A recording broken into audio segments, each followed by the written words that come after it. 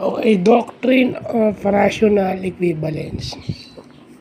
So, ito yung ginagamit sa batas, okay? Whether criminal or civil, na dinedetermine, lalo na sa criminal, dinedetermine kung yung paggamit mo ng dahas o yung use of force, para protektahan yung sarili mo at mahal mo sa buhay.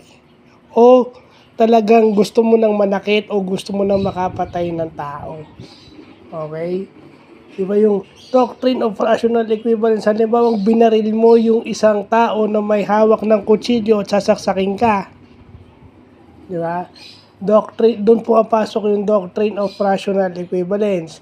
Kapag ka may dalang weapon, may bat, may kutsilyo, or kumuha ka rin ng bat para salagin yung para depensahan yung sarili mo. Self-defense yun. Yun yung self-defense. Pero pagka wala na siyang weapon at tinira mo at napatay mo, hindi na yun. Hindi na self-defense yun. Di ba? Kasi yun lang din ginagamit ng karamihan eh. Ang tawag doon, unlawful aggression. So, ibig sabihin, nananakit ka na, hindi ka na threatened eh. Ikaw na ngayon yung nananakit. Kasi yun yung ginagawang reason ng karamihan eh. Lalo na sa mga representative at magulang ng PWD, yan. Pag pinoprotektahan nyo yung mga kasama nyo persons with disabilities, ayan po. No?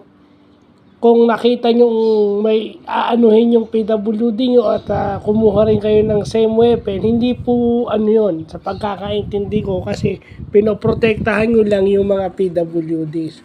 So doon sa mga bully dyan, yan. Diba? Yan ang laging dahilan ng mga bully eh. Kasi sasabihin, natutuwa, ganyan, nambuburakot.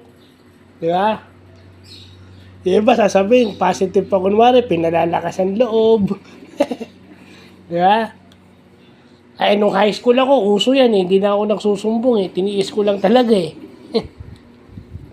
So, yun lang pa.